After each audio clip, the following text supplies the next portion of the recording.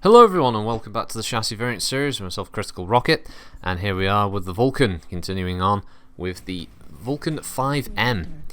The 5M is a Marik version that was developed using some of the lostech that had come back in at the time, namely a large pulse laser, a single medium pulse laser in place of the autocannon, and keeps the flamer and machine gun. It's a common theme across all the Vulcans actually that they all maintain the same weaponry.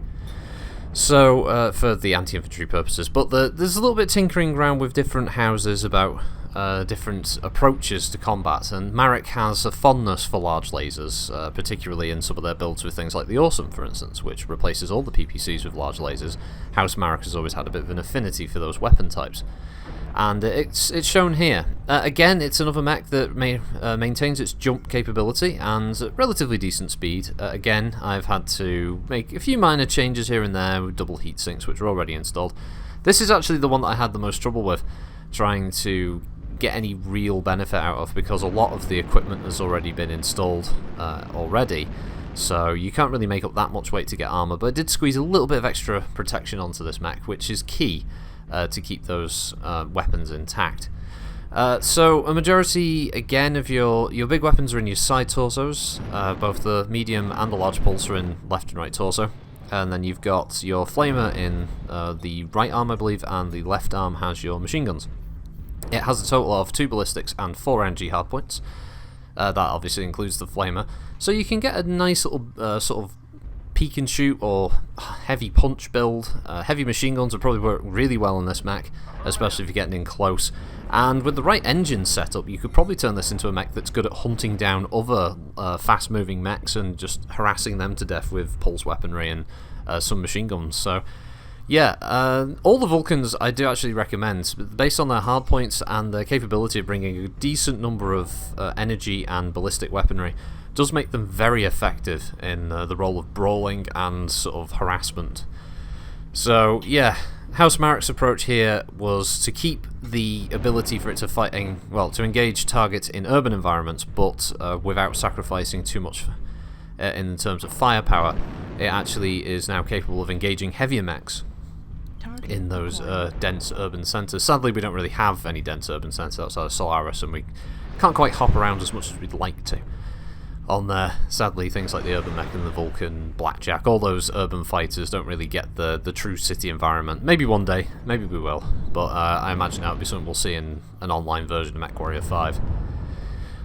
Talking about this match, this one was a bit of a rough one for the enemy team. A lot of their assault mechs decided to go into the tunnel, and yeah, they'll get boxed up in there. It becomes a bit of an issue for them with their firing lines, and the guys who stay outside the tunnel, they have a bit of a rough time of it.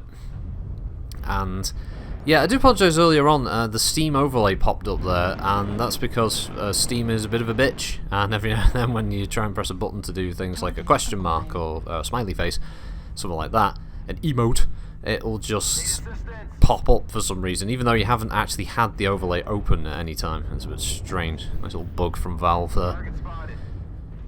So, yeah, I mean, honestly, I'm really out of stuff to say about it. It is a good mech. It's got a lot of capability, a lot of potential there. I do hope it ends up becoming one of those 40 tonners that gets adopted by the player base, a bit like the Assassin, because I was a bit worried for it when it first turned up. And the Assassin has a pretty sort of lacking loadout sort of setup. It's not really built for engaging other mechs, that aren't 20 to 30 ton. And then people turn those things into murder machines with those SRM builds. And now the Vulcan, I think, is going to end up doing the same thing. It's a mech that traditionally isn't built for fighting other mechs, and then yeah, the hardpoint loadout and stuff on this thing is going to turn it into a real killer. So, I've already seen a couple of odd builds. I've seen someone running around a Vulcan with an AC-10 already. There's a guy on the other team on this match who I think had multiple ER mediums and a large. So, yeah, the experimentation's already begun. They've already started to figure out where they're at with those things. So, as you see with the rest of this match, most of the enemy team they're still bottled up down there. This is one of the sort of textbook things not to do on Crimson. What was surprising was that none of their lights went to the saddle to sort of give intel on where we were moving, so As you can see, my team just went straight over the saddle because there was no contact and they hadn't seen us, and that's what gave us this opportunity. Oh, that guy just said it was locked onto. He was in a dual AC-20 Jaeger. I hadn't seen one of them in so long. That was a blast from the past. He had ER mediums in it as well.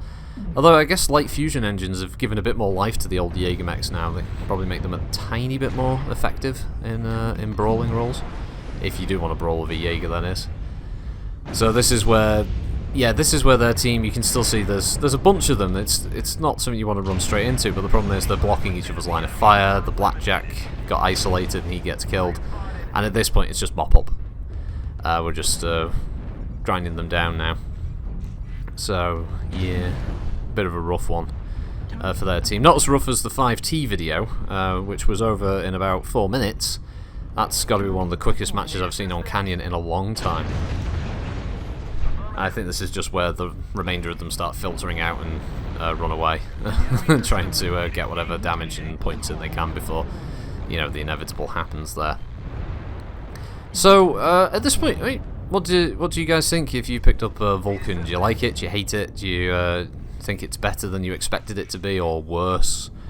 Because I imagine a lot of people probably weren't over the moon with the announcement of the Vulcan. I was personally, because I've always been a fan of the original, at least the looks of it.